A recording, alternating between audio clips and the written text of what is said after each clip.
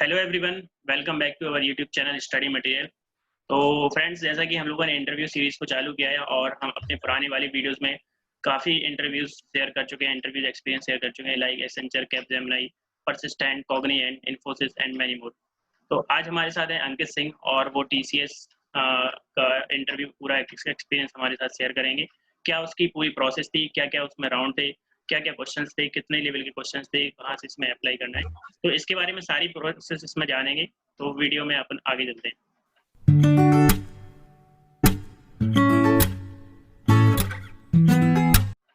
Okay Ankit, तो सबसे पहले आप अपना थोड़ा सेल्फ इंट्रोडक्शन दे दीजिए कि आप कहाँ से हैं और ग्रेजुएशन आपने कहाँ से की और आप कौन से बैच से हैं, पास आउट, ब्रांच वगैरह सब। मेरा नाम अंकित सिंह परिहार है और मैं यूपी से कानपुर डिस्ट्रिक्ट से बिलोंग करता हूँ। ओके। और मैंने अपनी graduation sir Chhotu Ram institute of engineering technology से चौधरी चरण सिंह यूनिवर्सिटी कैंपस मेरठ से की है और मेरी ब्रांच कंप्यूटर साइंस है और मैं 2019 बैच का पास आउट। और ओके, दैट्स ग्रेट अंकित। तो अंकित, मूविंग अहेड, तो जैसा कि आपने बताया कि आप टीसीएस में प्लेस्ड हुए, तो आपने बताया कि आप 2019 बैच से हैं, लेकिन आई थिंक आपने अभी टीसीएस का एनक्यूटी दिया है, तो प्रोसेस थोड़ी सी आप बताएंगे क्या, क्या आपने कब अप्लाई किया इसमें और कैसे, क्या क्या कितने राउंड्स थे, थोड़ा डिटेल में। एक्चुअली मैंने 26 फेब को अप्लाई किया टीसीएस ऑन वेबसाइट से। वहाँ पे ऑप्शन आ रहा था कि ये लिमिटेड एडिशन टीसीएस एनक्यूटी है, तो उसमें मैंने अप्लाई किया। वहाँ पे तो ड्राइव में था कि 10 मार्च को एग्जाम है और टीसीएस आयन वेबसाइट में अप्लाई करने के बाद आपको जाना पड़ेगा टीसीएस नेक्स्ट पोर्टल में, जहाँ आपने अपनी आईडी बना रखी है। उसके बाद वहाँ पे आपको अप्लाई फॉर ड्राइव करना पड़ेगा। उसके बाद 10 मार्च को मेरा एग्जाम था टीसीएस एनक्यूटी, जो कानपुर में था। मैंने एनक्यूटी अच्छे तरीके से दिया बिकॉज मैं प्रिपेयर था और मेरे पास थोड़ा सा एक्सपीरियंस भी था एप्टीट्यूड का, और कोडिंग भी ठीक थी मेरी।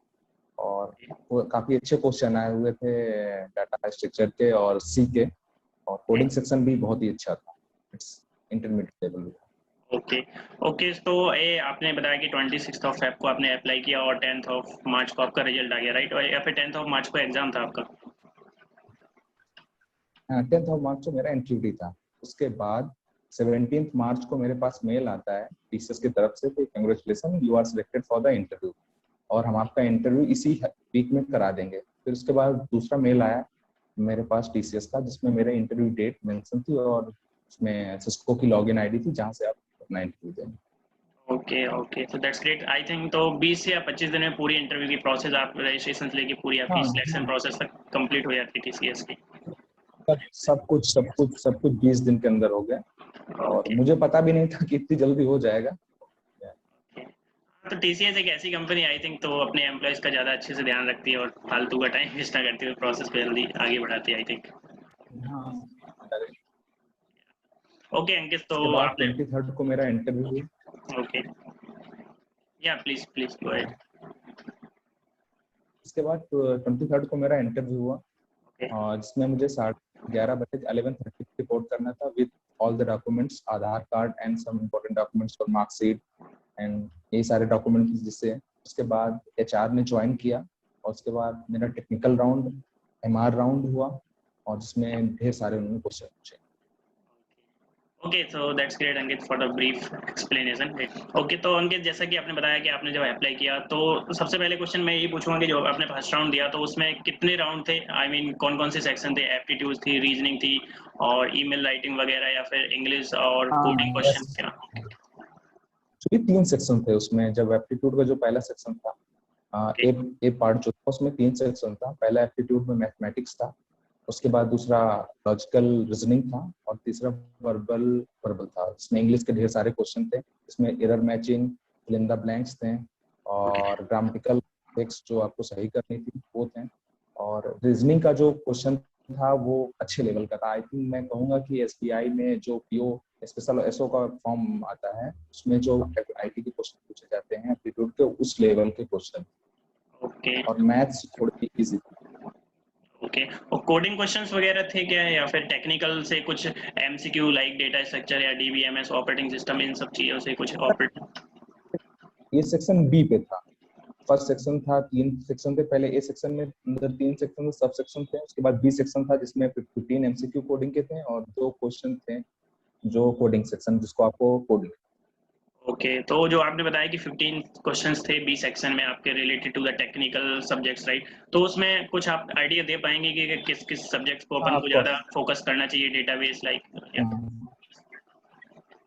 एक्चुअली उसमें डेटा स्ट्रक्चर के क्वेश्चन थे, बेसिक स्टैक और क्यू और link list, circular link list, इससे क्वेश्चन थे। इसके एप्लीकेशन थे, in the sense scenario question थे। मैं एक आपको क्वेश्चन भी शेयर कर दे रहा हूँ जो मुझे अभी याद है।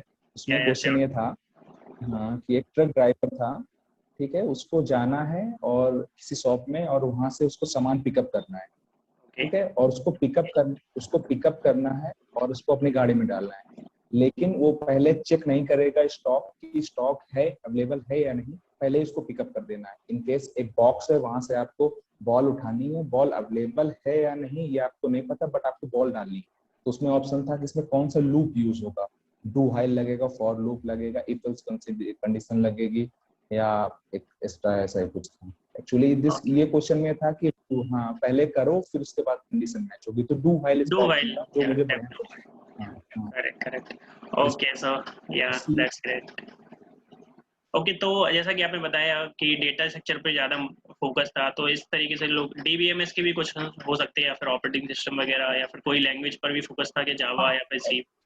हाँ हाँ, सी सी एक्चुअली इसमें सी के तीन क्वेश्चन थे, सी के तीन क्वेश्चन थे जो बेसिक क्वेश्चन थे, जिसमें आपको एरर आ रही है या थोड़े क्रिटिकल से थे। मान लीजिए माइंड डाइवर्टिंग क्वेश्चन थी, इजी क्वेश्चन, बट उसमें लूप का यूज था कि कंडीशन फॉल्स हो रही तो फॉल्स होगी या नहीं होगी, थोड़ा डाइवर्जिंग क्वेश्चन थे, बट इजी था। That's not very hard question. उसको मैं ज्यादा उसका लेवल में लो लेवल कहूंगा जो एमसीक्यू था।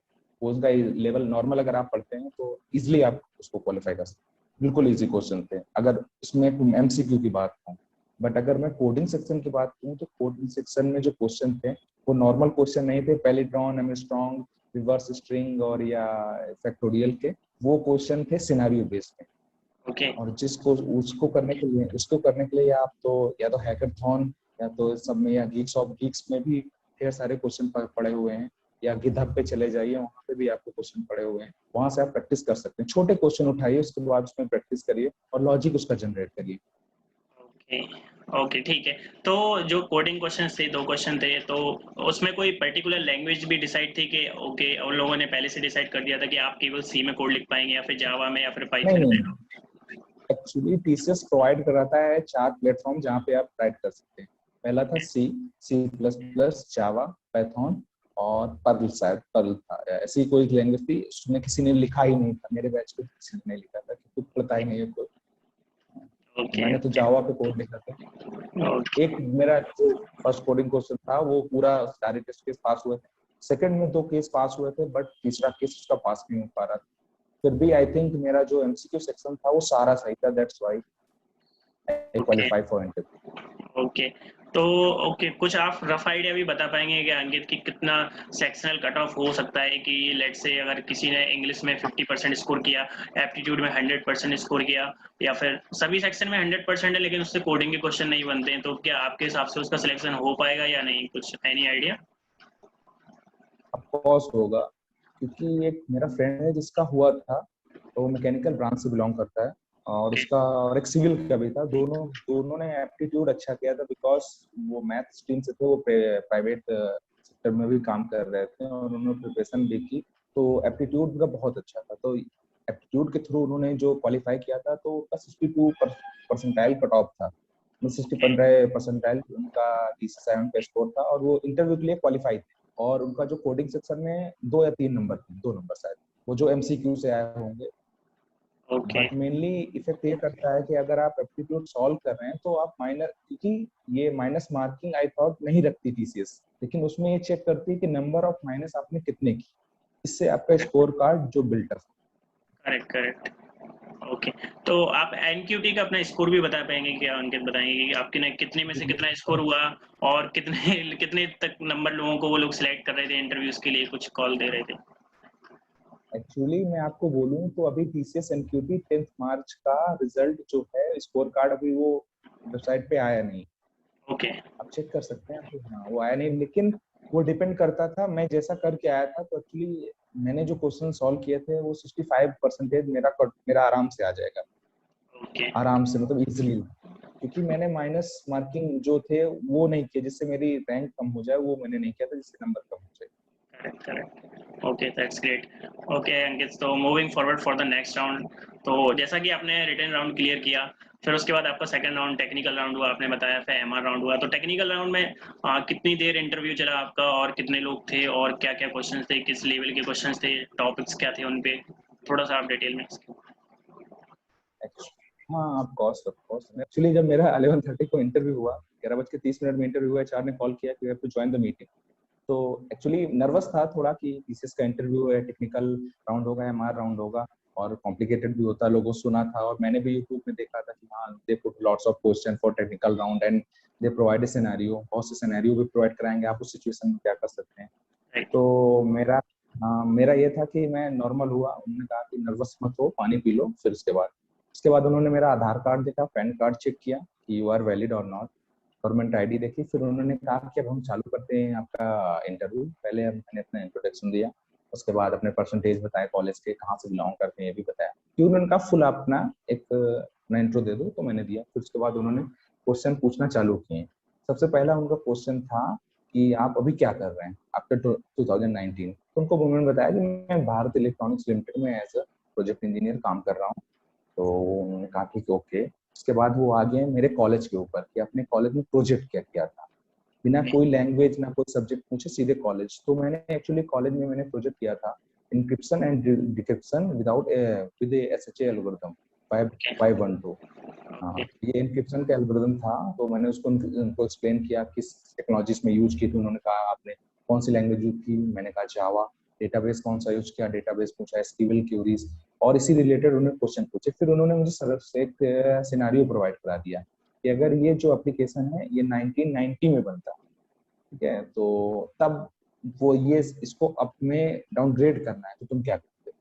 तो उन्होंने सिनेरियो दिया। तो मैंने उनसे बोला कि सर एक्चुअली मैं 1990 का तो मुझे पता नहीं, बट मैं इसको अभी भी और अपडेट कर सकता हूँ, उसमें एईएस जो एल्गोरिथम है वो यूज करके इसको और अपडेट कर सकता हूँ, और थोड़ा इसके डेटाबेस में भी इसको अपडेट कर सकता हूँ। और इसमें जो वन टू वन इंक्रिप्शन है, इसको मैं मल्टीपल भी कर सकता हूँ, मैं एक फाइल को दूसरी जगह फाइल भेज सकूँ, और टेक्नोलॉजी रिलेटेड क्वेश्चन पूछूं।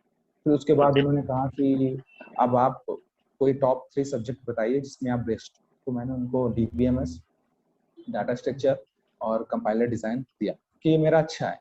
तो मैंने उनसे, और फिर उसके बाद उन्होंने कहा आपको डिजाइन एल्गोरिथम नहीं आता। मैंने कहा सर इट्स ओके, वो भी आता है। फिर उसके बाद कहा कि लैंग्वेज को डिसाइड कर लो। मैंने कहा सर सी या जावा, आप किसी में क्वेश्चन पूछ सकते हैं। तो इट्स ओके, मैंने कहा कोई दिक्कत नहीं, आप पूछिए। तो पहला उनका क्वेश्चन था जावा से कि जावा में पॉलीमॉर्फिज्म क्या होता है।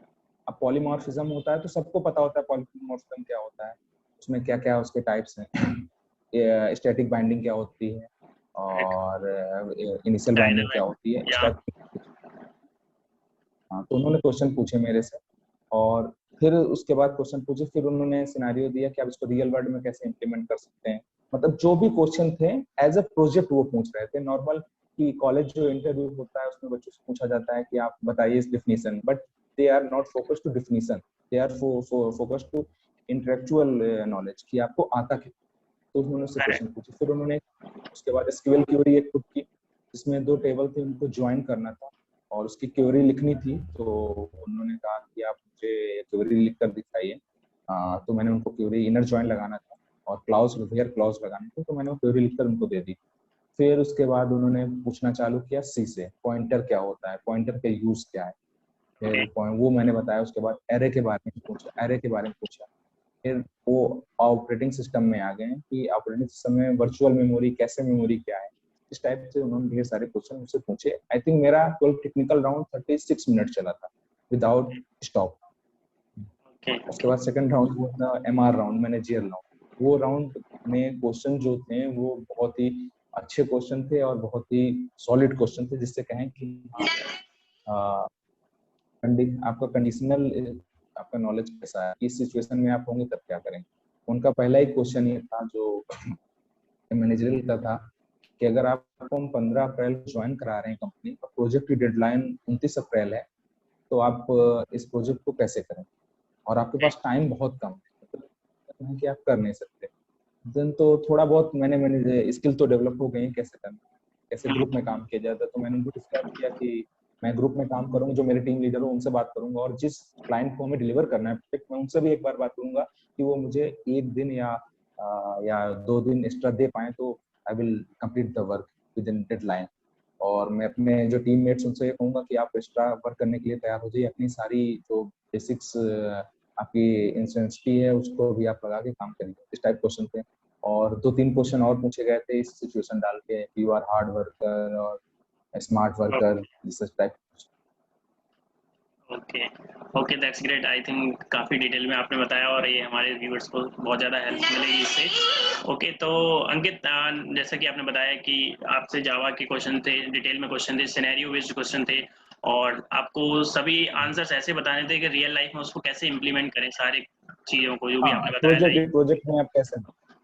Correct correct. तो और कुछ बेसिक क्वेश्चन ऐसे भी थे क्या, आपने जैसे रिज्यूमे में आपने हो सकता है कि कोई इंटर्नशिप लिखी हो, कोई आपने ट्रेनिंग लिखी हो, या फिर कोई वर्कशॉप्स लिखी हो, उनसे भी कोई क्वेश्चंस थे वगैरह थे? तो वो फोकस है आपके प्रोजेक्ट के ऊपर, आपने किया क्या है। They are focused on your college project. क्योंकि मैं ओके यहाँ जो काम कर रहा हूँ, ये इशू में वो उस पर इंटरेस्ट नहीं ले रहे थे मेरे वर्क पे, वो कॉलेज प्रोजेक्ट की फोकस पे। तब आपने क्या किया, ठीक है ओके वो, क्योंकि यहाँ का जो डिफेंस का ये वर्क है, ये कंपेयर टू कॉर्पोरेट सेक्टर नहीं है, इसमें दूसरा काम है। बट ओके मेरा जो कॉलेज का प्रोजेक्ट था उसको उन्होंने बहुत अच्छी तरीके से, ओके बहुत ही अच्छी तरीके से, आई थिंक बहुत ही टाइम दिया। ओके ओके अंकित, तो एमआर राउंड के बाद भी कोई और राउंड था, एचआर राउंड अलग से उन्होंने शेड्यूल किया था क्या? एक्चुअली मार राउंड के बाद उन्होंने मेरे से कहा कि we will give a feedback to our HR, और HR will call you soon. तो मैंने मीटिंग अटेंड कर दी। उसके बाद रात को 9:30 बजे मेरे पास मेल आता है कि you are selected, congratulation, tomorrow is your HR round and please complete the document in a single PDF file. Email आया मेरे पे। तो ओके मेरे को सुबह ऑफिस जाना था, उस दिन मैंने ऑफिस नहीं गया और मैं लीव में था। और फिर मॉर्निंग में जो है 11:30 बजे फिर मेरा एक एचआर इंटरव्यू हुआ। एचआर इंटरव्यू में जनरली उन्होंने मुझसे कुछ नहीं पूछा, उन्होंने ओके कुछ नहीं पूछा, ओनली मेरी आइडेंटिफिकेशन ली, और सारे डॉक्यूमेंटेशन वेरीफाई किए अपनी स्क्रीन शेयर करा के। और उन्होंने कहा कि it's okay, you will receive a call letter. Okay okay, that's great. Ankit, यहाँ पर एक बेसिक क्वेश्चन पूछना था, डाउट था कि आपने बताया कि आपका जो इंटरव्यू था वो वर्चुअल इंटरव्यू था, तो अभी ऐसा भी हो रहा है कि कोई कैंपस वगैरह में बुलाकर भी इंटरव्यूज वगैरह हो रहे हैं क्या? एक पर्टिकुलर लोकेशन पर आपको आना है कि दिल्ली में लोकेशन है, आपको यहाँ पर इंटरव्यू देने जाना है, ऐसा भी है क्या? नहीं नहीं, एक्चुअली टीसीएस में तो अब तो वर्क भी 31 दिसंबर 2021 तक वर्क फ्रॉम होम है। और मैं मेरा भी जो है वो जो लोकेशन मुझे मिलेगी, एक्चुअली मैंने प्रायोरिटी डाल रखी है, उसमें प्रायोरिटी है किस लोकेशन पे आप काम करना चाहते हैं और किस टेक्नोलॉजी पे आप काम करना चाहते हैं। ओके तो वो मैंने डाल रखी है, और वर्क फ्रॉम होम ही होगा। 99.9% वर्क फ्रॉम होम होगा, बिकॉज ड्यू टू पेंडेमिक वो चाहते हैं कि उनको भी दिक्कत ना हो, और जो हमारे स्टूडेंट है उनको भी दिक्कत ना ओके ओके, दैट्स ग्रेट। तो अंकित, आई थिंक यहाँ पर मैंने लगभग सारे क्वेश्चंस कवर कर लिए हैं। कुछ बेसिक क्वेश्चंस है रिगार्डिंग द रिज्यूमे, लोगों को डाउट रहता है कि रिज्यूमे में कितने प्रोजेक्ट लोगों को मेंशन करने चाहिए। कुछ लोग एक प्रोजेक्ट लिख देते हैं, कुछ लोग सोचते हैं कि एक प्रोजेक्ट ऐसा तो नहीं, मैंने केवल कॉलेज में एक ही प्रोजेक्ट किया तो इससे कुछ इशू हो जाएगा, मेरा सिलेक्शन नहीं होगा, तो मैं जबरदस्ती मैं 2 या 3 प्रोजेक्ट्स लिख दूँ। तो इसके ऊपर भी कुछ फोकस किया करते हैं रिक्रूटर्स या फिर नहीं? हो। हाँ, ऑफ कोर्स दे आर, में पहले एनालाइज करते हैं फिर क्वेश्चन पुट अप करते हैं। क्योंकि अगर मैं आपको, अगर कोई फ्रेशर है तो मैं उसको यही टिप्स देना चाहता हूँ, अगर कोई फ्रेशर अप्लाई कर रहा है जिसके पास एक्सपीरियंस नहीं है, कि ओके अगर आपने जो काम किया है, जो आपने रियल काम किया, ये नहीं कि क्योंकि कॉलेज में आपको भी पता है प्रोजेक्ट लोग कैसे बनाते हैं, कैसे करते हैं, करेक्ट ठीक है। करेक्ट हाँ हाँ। तो अगर आपने काम किया है, एक्चुअली काम किया है किसी प्रोजेक्ट में, तो आप उसको अपने रिज्यूमे में अच्छी तरीके से मेंशन करिए, उसके बारे में लिखिए बेहतरीन तरीके से कि आपका जो प्रोजेक्ट है वो अब काम कर रहा है या नहीं। अगर आप कॉलेज में आप वेबसाइट एक बना दे रहे हैं शॉपिंग करने की, तो उसका कोई वैलिड नहीं, बिकॉज जो मैंने कॉलेज में प्रोजेक्ट किया था वो इसी रिगार्डिंग किया था कि जो अभी जो सिनेरियो चल रहा है, लोग ये सब बना दे रहे हैं कि शॉपिंग और समथिंग मोबाइल ऐप, बट ये करेक्ट सिनेरियो पे कम, कुछ डिफरेंट करोगे तो क्वेश्चन भी डिफरेंट होंगे, क्योंकि आपका रिज्यूमे ही आपकी इंटेंसिटी को बताता है कि आप कितने एलिजिबल हैं इस जॉब। करेक्ट तो रिज्यूमे में आपको वो मेंशन का, एक्चुअली अगर आपने माइनर किया तो आप माइनर मेंशन करिए, माइनर प्रोजेक्ट। और अगर आपने जो आपका मेन प्रोजेक्ट है उसके बारे में भी मेंशन करिए और उसकी सारी डिटेल लिखिए कि आपने किस टेक्नोलॉजी पे यूज किया है।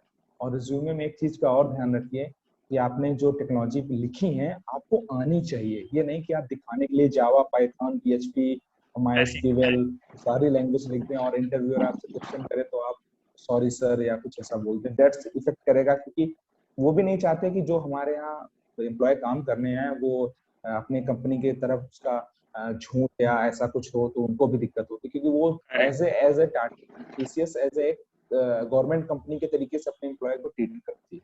Correct correct. ओके, तो आई थिंक बहुत ज़्यादा इंपॉर्टेंट इन्फॉर्मेशन दी है आपने यहाँ पर, जो लोगों को बहुत ज़्यादा हेल्प होने वाली है। और रिज्यूमे से रिलेटेड एक और क्वेश्चन है यहाँ पे अंकित की, रिज्यूमे क्या शॉर्ट हैंडी होना चाहिए या फिर 2 या 3 पेज का रिज्यूमे भी चलता है? कि ऑकवर्ड होता है कि हाँ कुछ लोग 3 पेज का रिज्यूमे बना लेते हैं, मैंने गो थ्रू किया है कुछ फ्रेशर्स के रिज्यूमे 3-3 पेज का रिज्यूमे बना लेते हैं, तो क्या है आपके हिसाब से, आपका पॉइंट ऑफ व्यू? हाँ ऑफ कोर्स, एक्चुअली 3 पेज का रिज्यूमे का कोई मतलब नहीं है। जो पढ़ता है वो भी आप कि अगर फ्रेशर है तो पॉसिबल ही नहीं है 3 पेज का होना। अगर आप फ्रेशर है, अगर आपके पास 10 साल का एक्सपीरियंस है तो आपका 2 पेज का चला जा सकता है। अगर आप फ्रेशर है तो अपने कॉलेज के बारे में लिखिए, अपने हाई स्कूल लिंक के बारे में लिखिए, कितने परसेंटेज पाए अगर आप फ्रेशर हैं, कितने परसेंटेज आप पाए। अगर आपने कॉलेज में कोई इंटर्नशिप किसी कंपनी से की उसके बारे में लिखिए, अपना एक्स्ट्रा करिकुलम लिखिए, अपनी हॉबीज मेंशन करिए और अपने प्रोजेक्ट को बताइए और अपनी टेक्निकल नॉलेज बताइए, टेक्निकल स्किल, ठीक है। और अपनी अगर आप मैनेजरियल स्किल है आपके अंदर, आप मैनेज कर सकते हैं तो वो स्किल आप डालिए। और आपने किसी इवेंट में पार्टिसिपेट किया तो उसके बारे में लिखिए, बट जो भी लिखिए वो सही लिखिए, बिकॉज इंटरव्यूअर आपको जो आपका रिज्यूमे है उसको फिल्टर करता है, देन आपको क्वेश्चन पुट अप करता है। बिकॉज एक बार में वो एक ही बंदे का इंटरव्यू लेते हैं और वो भी अच्छी तरीके से लेते हैं, बिकॉज वो जो लेते हैं वो भी 8-10 साल का एक्सपीरियंस रखते हैं, तभी ऐसा करो। करेक्ट करेक्ट, अपन उनको बेवकूफ नहीं बना सकते हैं कि अपन थोड़ा उनको मैनेज कर रहे हैं, हाँ अपन हाँ, थोड़े। अपन उनको करेक्ट। ये कॉलेज का इंटरव्यूअर नहीं है जिसको आप पागल बना सकते हैं कि सर हमने ऐसे किया है, but they are also smart, तो उनको उनसे स्मार्टनेस नहीं करनी चाहिए। जो भी आप ट्रुथ बोल दीजिए, आपको नहीं आता। एक्चुअली इंटरव्यू में 2 क्वेश्चन ऐसे थे, एक क्वेश्चन था जो मैं उसको नहीं बता पा रहा था तो मैंने उनको डायरेक्ट मना कर दिया, sir I do not remember it. तो उससे आपको पॉजिटिव इफेक्ट पड़ेगा कि हाँ हमको घुमा नहीं रहा। तो ये चीजें बहुत फर्क पड़ती हैं अगर आप किसी बड़ी एमएनसीज में इंटरव्यू दे रहे हैं। Right right. ओके, तो आई थिंक यहाँ पर सब कुछ कवर कर लिया है मैंने। अंकित, अगर कुछ रह गया है, आपको लगता है कि कुछ और आपको शेयर करना चाहिए और मैंने पूछना भूल गया हूँ, तो शेयर कर सकते हैं। मैं अगर जो फ्रेशर है उनको यही सलाह दूंगा, क्योंकि मैं भी वर्क कर रहा हूँ और मेरे क्योंकि नई नई टेक्नोलॉजी सीखनी पड़ती है, फ्रंट एंड बैक एंड, और तो एक्चुअली अपना कम्युनिकेशन अच्छा कर लें। ठीक है, अभी मैं इंटरव्यू हिंदी में दे रहा हूँ कि बहुत से लोग हिंदी मीडियम के हैं, हिंदी बैकग्राउंड के हैं करेक्ट करेक्ट। और जो नॉर्थ से बिलोंग करते हैं जिनकी इंग्लिश कम अच्छी है, ठीक है, तो उनको समझने में भी दिक्कत होती है। तो कम्युनिकेशन स्किल अच्छा कर लें। और अगर टेक्नोलॉजीज में बात करें तो किसी एक टेक्नोलॉजीज में परफेक्ट हो जाइए। परफेक्ट इन द सेंस कैसा भी क्वेश्चन पूछे आपके पास उसका जवाब होना चाहिए। और अपना डाटा स्ट्रक्चर अच्छा कर लीजिए, इजिली आपको जॉब मिल जाएगी। आई थिंक मेरे हिसाब से तो मिल जाएगी। करेक्ट करेक्ट, आई थिंक यार जो आपने टिप्स दी है कि आप अपनी स्ट्रेंथ के ऊपर फोकस करिए। आप जिस टेक्नोलॉजी में काम कर रहे हैं तो एक को पकड़ के रखिए, ऐसा नहीं सब जगह आप हाथ मारेंगे। आप जावा भी सीख रहे हैं, आप पाइथन भी सीख रहे हैं, सी भी सीख रहे हैं, लेकिन आपको आता कुछ भी अच्छे से नहीं हाँ, है। आप इस सब में किसी में आप इंटरमीडिएट स्टेज में है नहीं, सभी में आप बेसिक लेवल में, तो मतलब नहीं बनता मेरे हिसाब से। जो क्योंकि जो सिनेरियो चल रहा है वो मैं बता ओके ओके अंकित, कुछ रेफरेंसेस आप बता सकते हैं कि एप्टीट्यूड के लिए क्या रेफरेंसेस है, आपने कहाँ से पढ़ाई करी, और रीजनिंग वगैरह के लिए, इंग्लिश के लिए, या फिर टेक्निकल एमसीक्यू वगैरह आपने बताया जो है, सबके लिए थोड़ा थोड़ा अगर कुछ रेफरेंस हो, जैसे लाइक इंडिया मिक्स है, गीक्स फॉर गीक्स, ऐसा कुछ।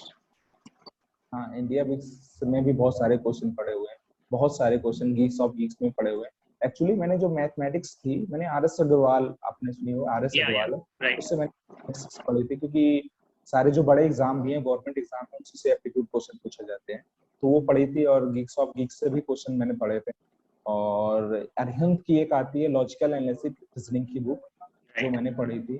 और एक्चुअली ये जो रीजनिंग आती है ये सिनेरियो बेस्ड रीजनिंग होती है। ये एसएससी वाली रीजनिंग नहीं है कि इसमें कॉम्प्लिकेशन हो, एक के बाद एक छोड़ा, इसमें सब में एक सिनेरियो ही आपको मिलेगा। तो जो पढ़ें अच्छी तरीके से पढ़ें और बढ़िया तरीके से करें कि आपका होना है तो फिर हो जाए।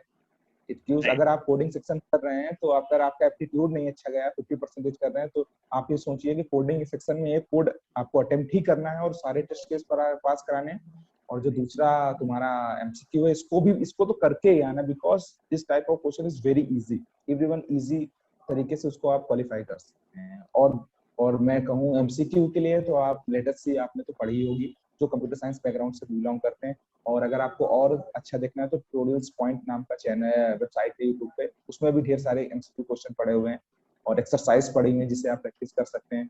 और अगर आप काम करते रहेंगे, अगर बाय द वे आपकी जॉब भी नहीं लगी तो आप अपना काम एक प्रोजेक्ट पे काम करते रहें तो आपको बेसिक चीजें समझ में आएंगी कि हाँ इसमें स्टैक हो रहा है या क्यों है, यहाँ पे पॉप हो रहा, यहाँ पे डू व्हाइल लगेगा, यहाँ पे स्विच स्टेटमेंट लगेंगे, दिस टाइप्स ऑफ क्वेश्चन ये सब। Correct correct. Okay okay, thanks Ankit for sharing your experience. Okay friends, तो यहाँ पर मैं एक बार पूरा समराइज कर दे रहा हूँ अंकित ने पूरे इंटरव्यूज में क्या एक्सपीरियंस अपना शेयर किया पूरे वीडियोस में। तो 26 Feb को 2021 में अंकित ने अप्लाई किया TCS में, और 1 महीने के अंदर ही पूरी उसकी सारी प्रोसेस हो गई, सारे उसके राउंड्स हो गए, technical round, MR round, HR round. तो पहला सेक्शन जो हुआ था, पहला राउंड दिया अंकित ने, तो उसमें 3 सेक्शन थे आई थिंक। कोडिंग सेक्शन था एक, एप्टीट्यूड, रीजनिंग, इंग्लिश, और basic question of the technical subjects like database management system, operating system, DS, और मेनली फोकस उस पे DS पे था, और C लैंग्वेज के भी कुछ क्वेश्चन थे। उसके बाद अंकित अपने टेक्निकल राउंड की तरफ गए, और टेक्निकल राउंड में कुछ क्वेश्चन थे उनके प्रोजेक्ट से रिलेटेड, और मेनली जो क्वेश्चंस थे उसमें सभी में आपको रियल लाइफ इम्प्लीमेंटेशन बताना था कि रियल लाइफ में आप कैसे इम्प्लीमेंट करो। तो व्यूअर्स, आप जो भी क्वेश्चन पढ़ते हो, जो भी चीज़ आप पढ़ रहे हो, तो उसको डीप में पढ़ें, और कैसे आप उसको रियल लाइफ में अपने इम्प्लीमेंट कर सकते हैं, इन चीज़ों पर आपको फोकस करना है। HR में कुछ बेसिक क्वेश्चन थे तो उनके ऊपर ज़्यादा ध्यान नहीं दिया गया। तो और लास्ट में जो टिप्स अंकित ने बताई, तो उस पर आप जब ज़्यादा फोकस करेंगे तो आई थिंक सभी को ज़्यादा हेल्प मिलेगी कि आप अपने स्ट्रांग पॉइंट पर ही ज़्यादा फोकस करिए, और किसी एक टेक्नोलॉजी को पकड़ कर रखिए। ऐसा नहीं है कि आप सभी जगह हाथ पैर मारेंगे तो ना आप इधर की रहेंगे ना उधर की रहेंगे। तो I think that's all we have done. Okay, thanks everyone. तो फ्रेंड्स, आज की वीडियो में बस इतना ही। आई होप आपको ये वीडियो पसंद आएगा, तो हमारे वीडियो को लाइक करें, शेयर करें, और चैनल को सब्सक्राइब